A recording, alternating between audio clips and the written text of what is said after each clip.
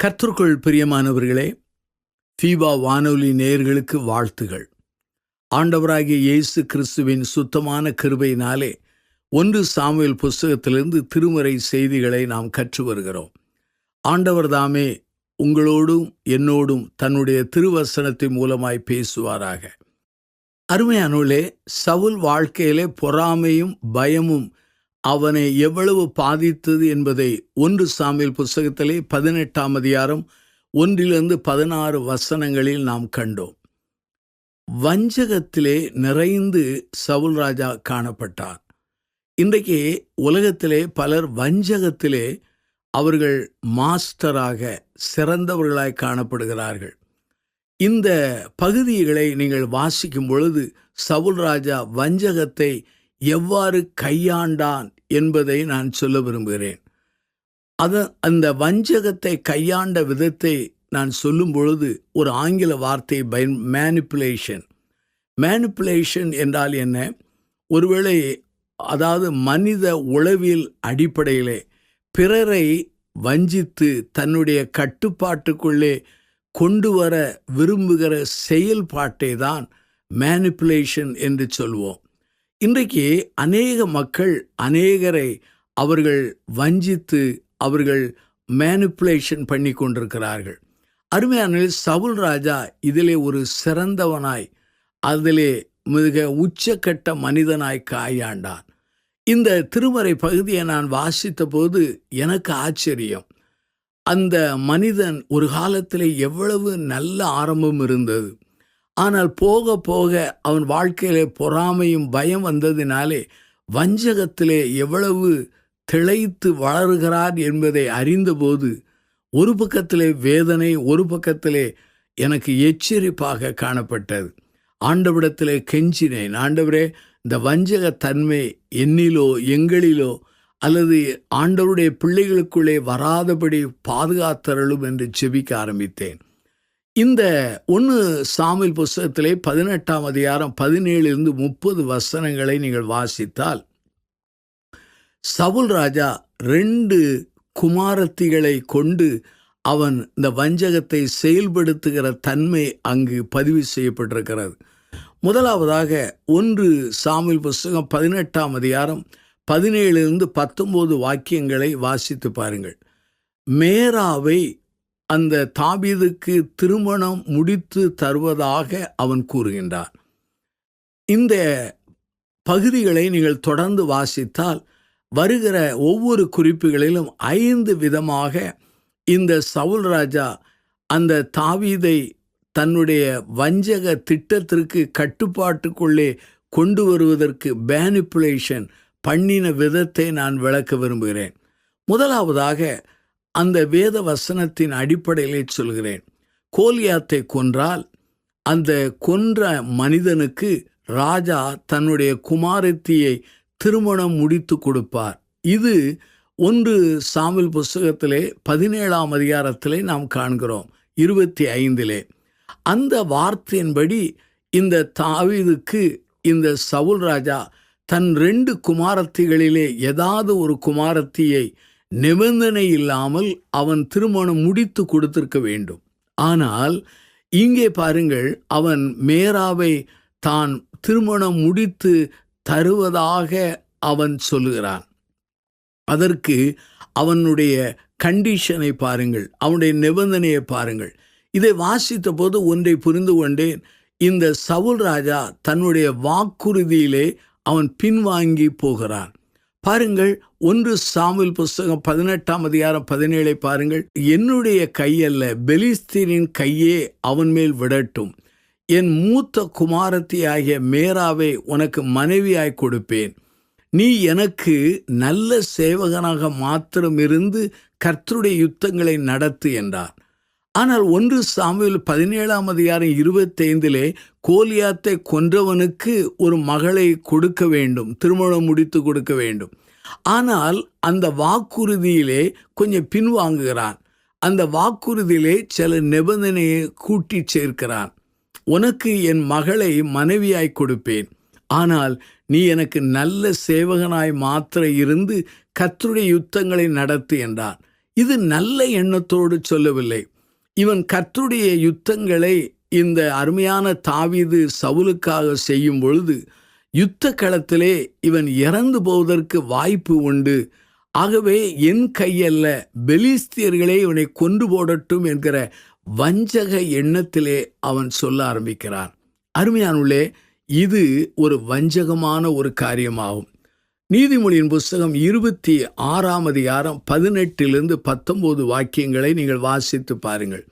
கொள்ளிகளையும் அம்புகளையும் சாவுக்கு ஏதுவானவைகளை எரிகிற பைத்தியக்காரன் எப்படி இருக்கிறானோ அப்படியே தனக்கு அடுத்தவனை வஞ்சித்து நான் விளையாட்டுக்கல்லவா செய்தேன் என்று சொல்லுகிற மனுஷனும் இருக்கிறான். இந்த இடத்திலே இந்த வசனத்தின்படி வாசித்தால் இந்த பைத்தியக்காரனை போல சவுல் ராஜா அம்புகளை எய்கிற மனிதனாக காணப்படுகிறான். பாருங்கள், மற்றொரு நபரை பாதிக்கக்கூடிய நிலையிலே அவன் செயல்பட ஆரம்பிக்கிறான். எப்படியாவது யுத்தத்திலே நல்ல சேவகனாயிருந்து யுத்தத்தை நடத்தினால் இந்த தாவீது யுத்தத்திலே மடிந்து போவான் என்று எண்ணினான். ஆனால் இந்த தாவீதை கொல்லுவதற்கு அவனுக்கு பிரியம். தாவீதை கொல்வதற்கு திட்டமிடுகிறான். அந்த திட்டத்தை, அந்த பழியை மற்றவர்கள் மேலே போட அவன் முயற்சிக்கிறான். அதாவது அந்த பழியை மற்றவிடத்தில் போட அவன் முயற்சிக்கிறதை அந்த 17ஆம் வாக்கியத்திலே காண முடிகிறது. என் கையல்ல, பெலிஸ்தீர் கையே அவன் மேல் விடட்டும் என்று சொல்கிறான். நீதிமொழியின் புஸ்தகம் 16ஆம் அதிகாரம் 2 பாருங்கள்.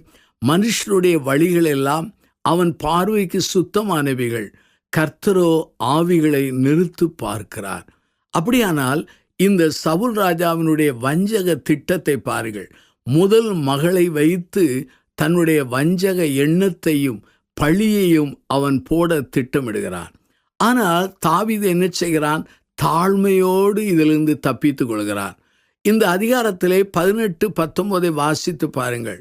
அங்கே வேத வசனத்திலே தாவீது சொல்கிறார், இதோ ராஜாவின் மருமகராய் ஆவதற்கு நான் எம்மாத்திரம், என் ஜீவன் எம்மாத்திரம், இஸ்ரவேலிலே என்னுடைய தகப்பனுடைய வம்சம் எம்மாத்திரம் என்று தாழ்த்தி இந்த வஞ்சகத்திலிருந்து அருமையான தாவீது தப்பிக்கொள்கிறார்.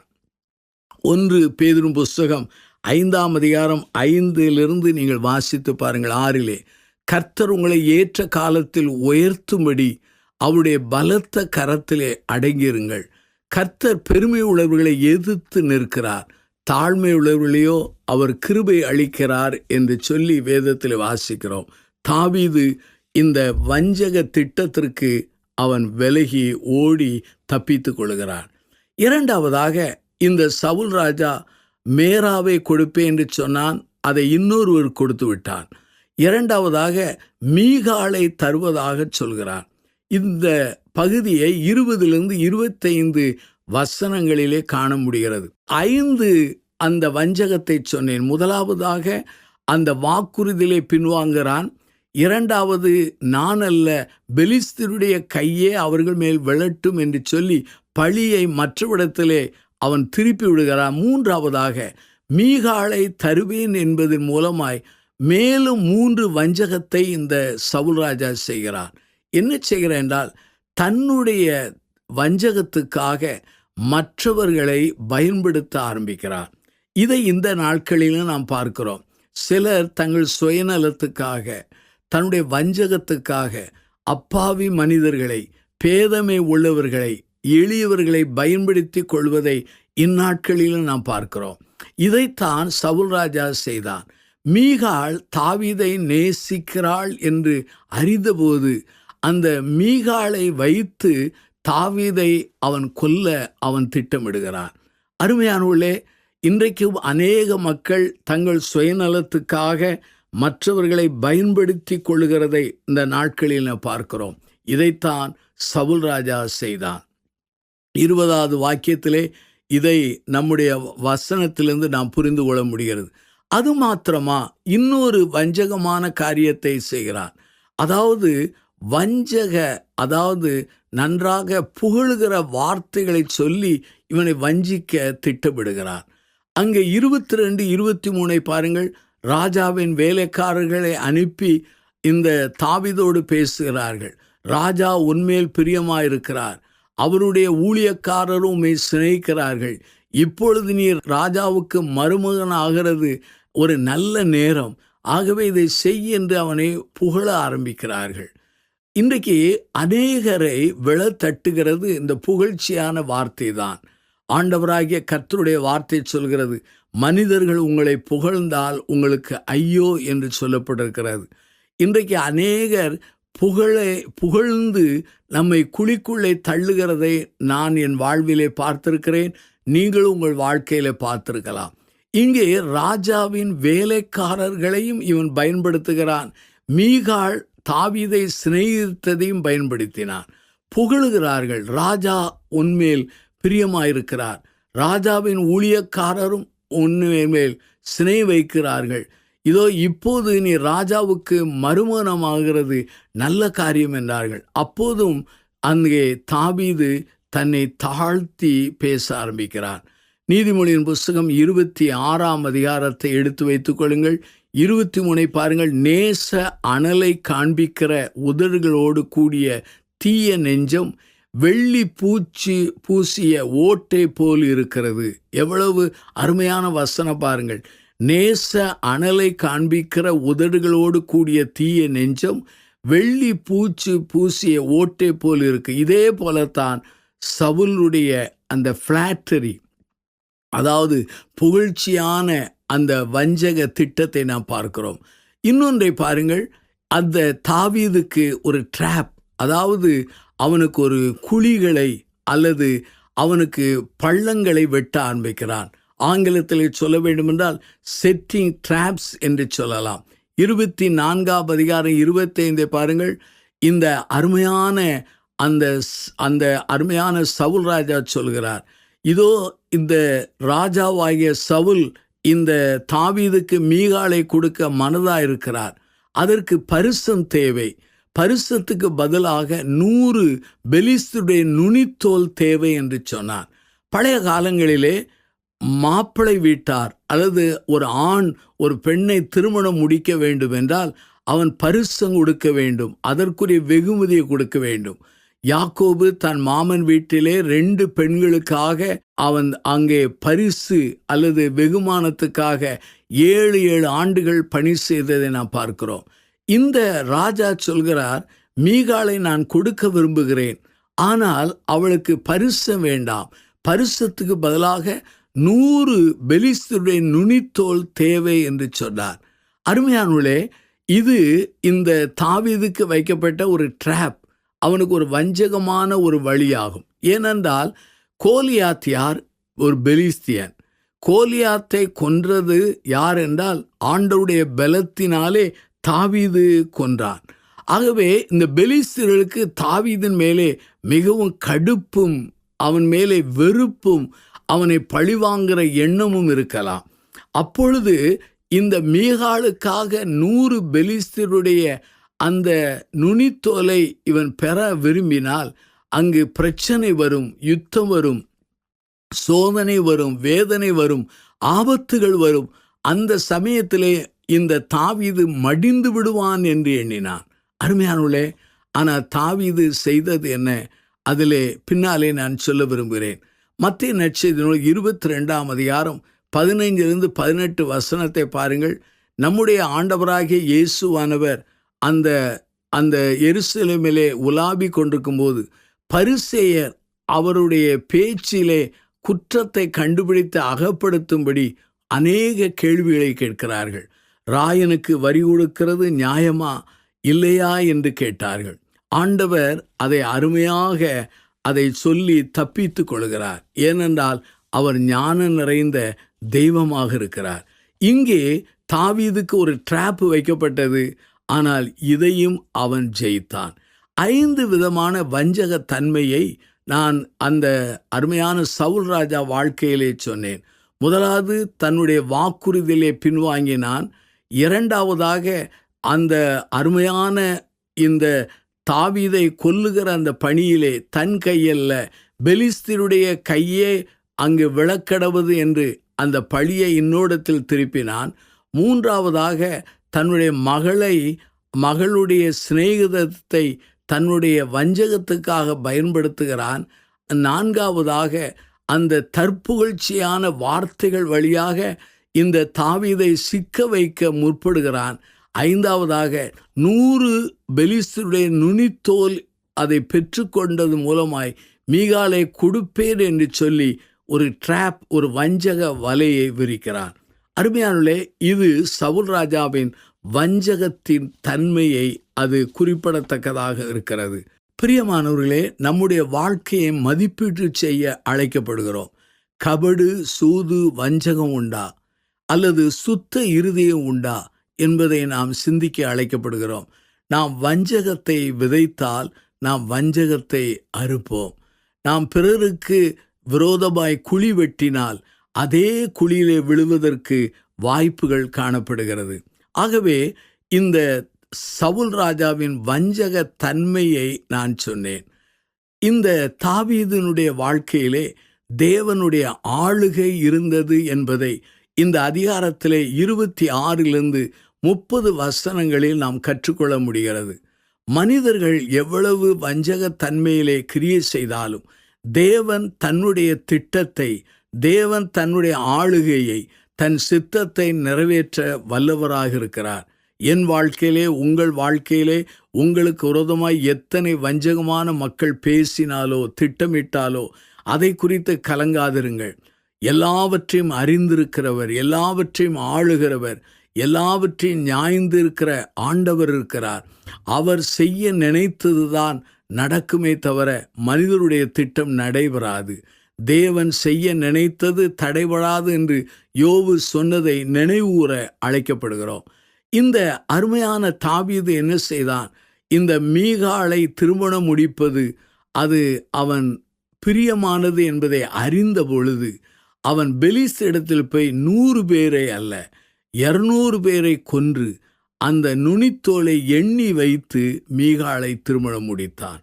அருமையானவர்களே, இந்த 100 நுனித்தோல்களை அவன் பெறுவதும் பொழுது பெலிஸ்தீர்களாலே கொல்லப்படுவான் என்று சவுல் ராஜா எண்ணினான்.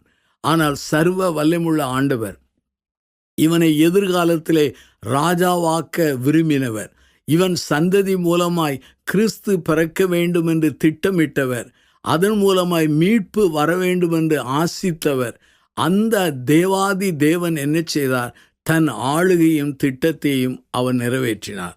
ஆகவே இந்த 26 30 வசனங்களை வாசித்தால் ஆண்டவர் என்ன செய்தார்? தன்னுடைய ஆளுகையினாலே அந்த அருமையான சவுலுடைய வஞ்சக திட்டங்களிலிருந்து தாவீதை காப்பாற்றினார்.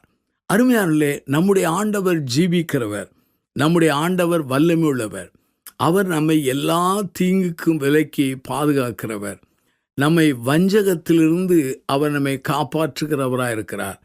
யோசேப்பின் வாழ்க்கையிலே அவனுடைய சகோதரர்கள் அவனுக்கு மேல் பொறாமை கொண்டு அவனை குழியிலே போட்டார்கள். பிறகு அவனை 20 வெள்ளிக்காசுக்கு விற்று போட்டார்கள். அவனை விற்று போட்டதினாலே அவன் கண்ட சொப்பனங்கள் நிறைவேறாது என்று எண்ணினார்கள். ஆனால் ஆண்டவர் சர்வ வல்லமையுள்ளவர். அந்த யோசேப்பினுடைய ஒவ்வொரு கஷ்டங்களிலும் தோல்விகளிலும் பாடுகளிலும் கூட இருந்து ஏற்ற காலத்திலே அந்த யோசேப்பை அந்த எகிப்துக்கு பார்வோனுக்கு அடுத்த ஸ்தானத்திலே அவர் உயர்த்தினார். அதே ஆண்டவர் இந்த தாவீதை சவுலுடைய எல்லா வஞ்சகத்துக்கும் மேனிப்புலேஷன், அவனுடைய ட்ராப்ஸ், அதாவது அவனுடைய வஞ்சக வலையிலிருந்து அவனை காப்பாற்றினார். இதை 26 27 வசனங்களிலே நாம் காண முடிகிறது. ஆகவே ஒவ்வொரு இடங்களிலும் இந்த தாவீதுக்கு ஜெயத்தை கொடுத்தார்.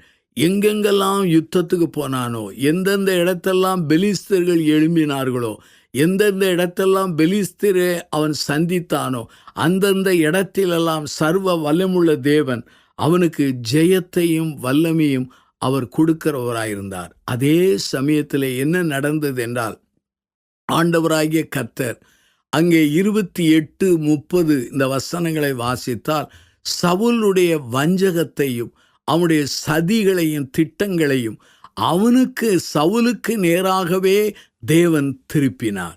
இதை எப்படி சொல்கிறேன் என்றால், மீகாள் மூலமாக தாவீதை கொல்ல அவன் திட்டமிட்டான் சவுல் ராஜா. ஆனால் வசனம் சொல்கிறது மீகாள் தாவீதை அதிகமாக சிநேகித்தார். அது மாத்திரமல்லாமல் பெலிஸ்தர்கள் வழியாக தாவீது கொல்லப்பட வேண்டும் என்று சவுல் திட்டமிட்டான். ஆனால் இவனை ஆண்டவர் பெலிஸ்தர் கையிலிருந்து தப்புவித்து பெலிஸ்தர்களை மேற்கொண்டு ஜெயம் பெற வைத்தார். இந்த செய்தியை கேட்டுக்கொண்டிருக்கிற சகோதர சகோதரிகளே, உங்களுடைய வாழ்க்கையிலே உங்களுக்கு விரோதமாய் யாராவது வஞ்சகங்கள் அல்லது உங்களுக்கு சதிகள், வலைகள், குழிகளை அவர்கள் வெட்டுவார்களானால், நீங்கள் ஆண்டவரை நம்பி ஆண்டவருக்கு பயந்து தாழ்மையோடு தேவ பயத்தோடு தேவ திட்டத்தோடு வாழ்வீர்கள் என்றால் எல்லா விதமான நிலையிலிருந்து நீங்கள் காப்பாற்றப்படுவீர்கள். நீங்கள் தானியேலின் புஸ்தகத்தை வாசித்து பாருங்கள். ராஜாவுக்கு கீழே 3 பெரிய அதிகாரிகள். அந்த 3 பெரிய அதிகாரிகளிலே இந்த தானியேல் ஒருவர். அந்த 3 பேர் அதிகாரிகளிலே இவர் முதன்மையானவர். இந்த அருமையான தானியேல் அவர் தன்னுடைய பணியிலே எந்த தவறும் செய்யவில்லை, நீதிகேடு செய்யவில்லை, நியாயக்கேடு செய்யவில்லை. அவர் மேலே பொறாமை கொண்ட மக்கள் அவருடைய ஆன்மீக மார்க்கத்தின் நிமித்தம், அவர் தேவனை நோக்கி பண்ணுகிற ஜெபத்தின் நிமித்தம் அவர் மேலே சதி வைத்து ராஜாவிடத்திலே சட்டமேற்றி அவனை சிங்கக்கெபியிலே போடும்படி திட்டமிட்டார்கள். ஆனால் சிங்கக்கெபியிலே போட்டார்கள். என்ன நடந்தது? ஆண்டவராகிய கர்த்தர் தன் தூதனை அனுப்பி சிங்கத்தின் வாயை கட்டி போட்டார். அவனுக்கு சதி செய்தவர்கள், அதாவது தானியேலுக்கு சதி செய்த மக்கள் எல்லாரும் சிங்கக்கெபியிலே போடப்படும் பொழுது அத்தனை பேரையும் சிங்கங்கள் கொண்டு போட்டதை திருமறையிலே வாசிக்கிறோம் அல்லவா? இதிலிருந்து நாம் கற்றுக்கொள்கிற ஒரு பாடம் என்ன? சவுலுடைய வஞ்சகத்தை நாம் கற்றுக்கொண்டோம். அதே சமயத்தில் அந்த வஞ்சகத்திலிருந்து தாவீதை தேவனாகிய கர்த்தர் எவ்வாறு காப்பாற்றினார் என்பதையும் கற்றுக்கொண்டோம். இந்த அதிகாரத்தை நீங்கள் கவனமாக வாசித்து இந்த திருமறை பகுதியை சிந்தித்து பாருங்கள். வஞ்சகத்திலிருந்து காப்பாற்றுகிற ஆண்டவர் உங்களோடு என்னோடு இருக்கிறார். அவர் அண்டையிலே நம்மை அர்ப்பணிப்போம். கல்வாரி நாயகராகிய இயேசுவை உற்று பார்ப்போம். அர்ப்பணித்து ஜெபிப்போம். ஆண்டவர் பெரிய காரியங்களை செய்வார். கண்களை மூடி நாம் பிரார்த்தனை செய்வோம். அன்பின் ஆண்டவரே, இந்த நல்ல நாளுக்காக நாங்கள் நன்றி சொல்கிறோம். சவுல் ராஜாவின் வாழ்க்கையிலே பொறாமையும் பயமும் அவனை வஞ்சகத்துக்கு நேராக எவ்வளவு கூர்மையாக்கியது என்பதை கற்றுக்கொண்டோம். 5 விதமான வஞ்சக திட்டங்களை தீட்டியதை நாங்கள் புரிந்து கொண்டோம்.